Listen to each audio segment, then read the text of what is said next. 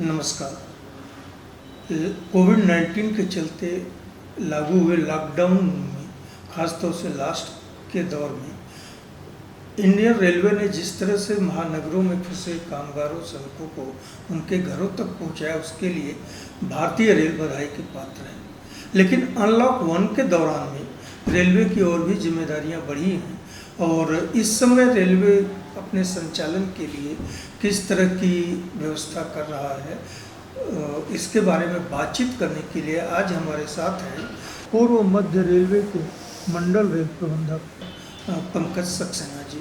तो सक्सेना साहब, आपका स्वागत है। और सबसे पहले हम ये जानना चाहेंगे कि ये जो अनलॉक 1 के दौर में आप किस तरह से रेलवे का परिचालन आप लोग सुनिश्चित कर रहे हैं।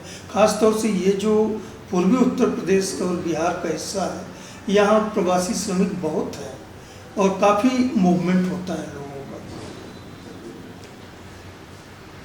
पूर्व मध्य रेलवे का जो पंडित दीनदयाल उपाध्याय मंडल है जी, इसको पूर्वोत्तर का गेटवे कहा जाता है। यहाँ से पूर्व के सभी राज्यों के लिए, खासतौर से बिहार के लिए काफ़ी ट्रेन्स चलती हैं। और जैसा जो पैटर्न है काम करने वालों का और कामगारों का हमारे इस रीजन के, बिहार के काफ़ी लोग पूरे देश में काम करते हैं।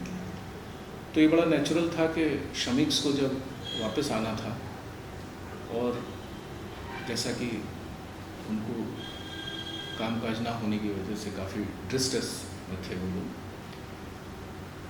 तो उनके लिए भारतीय रेल ने करीब करीब भारत के हर कॉर्नर से, चाहे वो पंजाब हो, गुजरात हो, साउथ हो, महाराष्ट्र हो, यहाँ श्रमिक स्पेशल चलाई गई।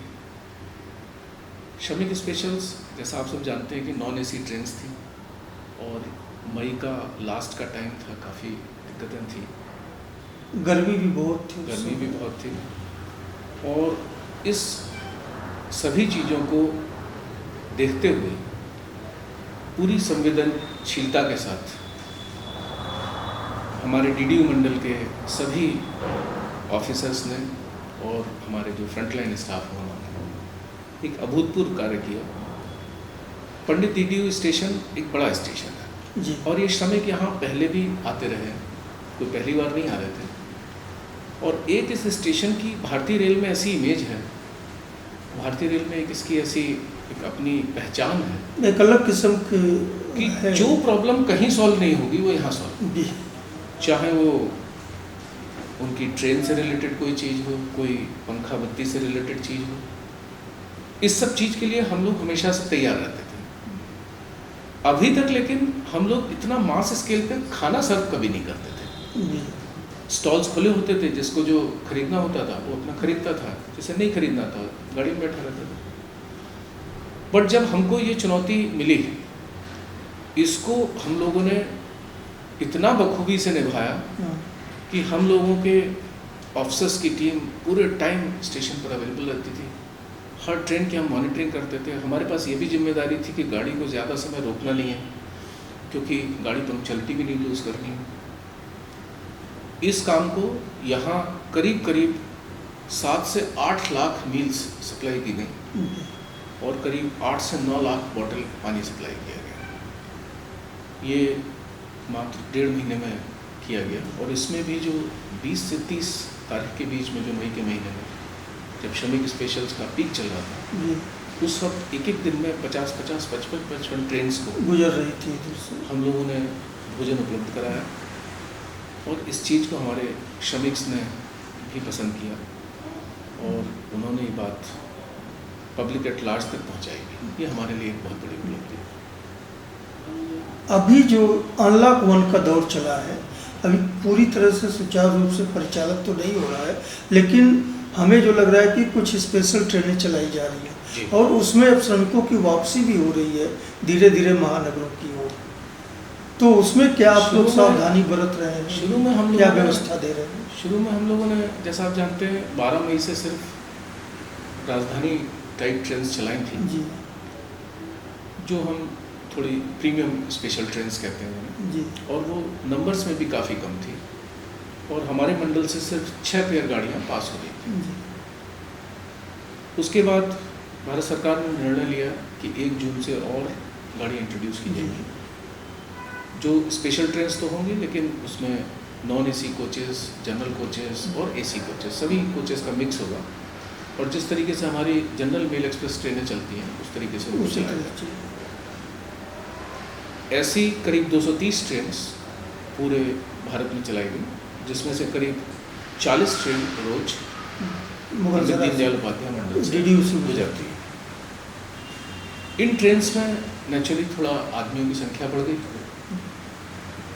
और लोगों का आना जाना भी बढ़ा, बट जैसा मैंने आपको बताया कि शायद हम लोग बिल्कुल तरीके से तैयार रहते हैं कि किसी भी नई चुनौती को हम लोग उतनी ही बखूबी से निभाते हैं, जैसे हमने कोविड काल में किसी भी पहली परिस्थिति से अपने आप को प्रूफ किया था।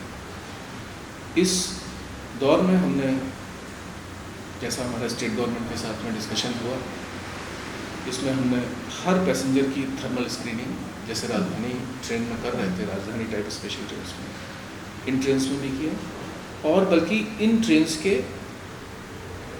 परिचालन में हमको एक दूसरी जिम्मेदारी भी दी गई कि जो पैसेंजर्स बाहर जा रहे हैं उनकी भी स्क्रीनिंग भारतीय रेल कर रही है। जी इस वक्त मंडल के 7 स्टेशनों पर गाड़ियाँ रुक रही हैं।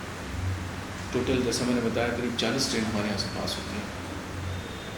इन सारी ट्रेन्स में जितने पैसेंजर्स आते हैं, जितने पैसेंजर जाते हैं, उनकी थर्मल स्क्रीनिंग, उनके द्वारा आरोग्य सेतु ऐप की डाउनलोडिंग, उनको टिकट चेक करना, सिर्फ कंफर्म टिकट हम, सोशल डिस्टेंसिंग मेंटेन करें, ये सारी चीज़ें हम उसी छोटे से टाइम के हॉल्ट में हम लोग कर रहे हैं ताकि गाड़ी लेट भी ना हो। ये काम पूरी तरीके से पूरी मुस्तैदी के साथ किया जा रहा है। एक चीज़ और मैं कहना चाहूँगा कि इस दौरान हमारे जो वर्कर्स हैं, जो हमारे फ्रंटलाइन स्टाफ हैं, हम करीब करीब जितनी चिंता हम अपने पैसेंजर्स की करते हैं उतनी ही या उनसे ज़्यादा करनी पड़ेगी, क्योंकि जैसा आप जानते हैं कि अकेले मंडल रेल प्रबंधक कोई कुछ नहीं कर सकता, हमारी टीम होती है, और अगर टीम स्वस्थ नहीं होगी तो हम जो भी सर्विसेज हमारे यात्रियों को देना चाहते हैं उन सर्विसेज को हम दे नहीं पाएंगे। आपने एक बात कही, जो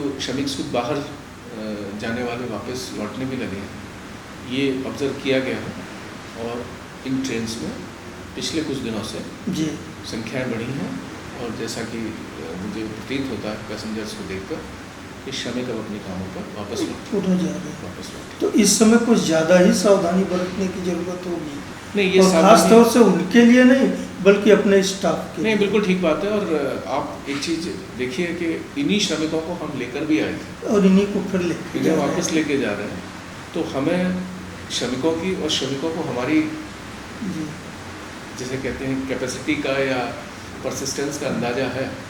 हमें शुरुआत में थोड़ी बहुत दिक्कतें आई होंगी, बट हमें किसी भी तरह से कहीं, चाहे स्टाफ हो चाहे हमारे पैसेंजर्स हों, जो श्रमिक भी हैं, उनमें कॉपरेशन में कहीं कोई कमी नहीं। सब लोग अच्छी तरह से कॉपरेट करते हैं, सोशल डिस्टेंसिंग मेंटेन करते हैं, और जो समयबद्धता हमने उनको दी है कि आप थोड़ा समय पहले आइए ताकि हम लोग आपको चेक कर सकें, वो सब करते हैं, कोई दिक्कत नहीं इस तरीके। अच्छा, कोई जैसे मान लीजिए श्रमिक ट्रेन में बीमार होता है, खासतौर से अगर उसको सांस लेने में कोविड जैसी प्रॉब्लम होती है, तो उसके लिए क्या प्लेटफॉर्म पर डॉक्टर्स की टीम वगैरह भी रेलवे की तरफ से मुहैया कराई जा रही है? जैसा हमारा जो भी ट्रेन होती है, जो भी ट्रेन चल रही है, उसमें हमारा टिकट चेकिंग और RPF, 2 स्टाफ एस्कॉर्टिंग करते हैं 100%। अच्छा, हम लोग 100% ट्रेन से अपने स्टाफ के टच में रहते हैं, और उनके द्वारा हम पैसेंजर्स के टच में रहते हैं। तो कहीं कोई किसी तरीके की दिक्कत होती है तो उनको तुरंत हम मेडिकल हेल्प जो है वो मुहैया कराते हैं। 3 स्टेशंस हमारे जो डॉक्टर्स के हेडक्वार्टर्स हैं, जो जहाँ पर हम उनको देते हैं ये मदद, उसमें एक हमारा पंडित दीनदयाल उपाध्याय जंक्शन स्टेशन है, एक डेहरी ऑन सोल स्टेशन है, और एक हमारा गया जंक्शन स्टेशन है। इन तीनों स्टेशंस पर हम उनको जैसी ज़रूरत पड़ती है, हमारा एडवांस में इंफॉर्मेशन रहती है, और उसके थ्रू अच्छा, अब क्या लग रहा है, लोग क्या माने कि रूटीन मतलब एक सामान्य संचालन ट्रेनों का कब तक शुरू हो जाने की उम्मीद है? देखिए, जैसा आपको पता होगा, इस वक्त देश में एनडीए में अप्लाई किया हुआ है। जी तो जो भी नई ट्रेनें इंट्रोड्यूस करनी होती हैं, इसके लिए भारत सरकार, रेल मंत्रालय दोनों मिलकर एक इंस्ट्रक्शन देते हैं और स्थिति के अनुरूप भारत सरकार ऐसा निर्णय लेगी और जैसा निर्णय लिया जाएगा उसके हिसाब से भारतीय रेल। जी, तो मतलब आप लोग तैयार हैं, जो भी निर्णय जी, हम होगा और फिर उसको जी, हम लोगों ने सामान्यकरण हो जाएगा ट्रेनों का। जैसे आपने देखा श्रमिक स्पेशल जब चालू हुई थी जी। तो हमने उसको भी चलाया ठीक से, राजधानी स्पेशल ट्रेन चलाई, बाकी ट्रेन भी चला है। हमारा मंडल पंडित दीनदयाल उपाध्याय जंक्शन मंडल पूरी तरीके से सक्षम है किसी भी तरीके की कोई भी चुनौती पूर्ण काम करने में। ठीक है सक्सेना साहब, दूरदर्शन से बातचीत करने के लिए आपको बहुत बहुत धन्यवाद।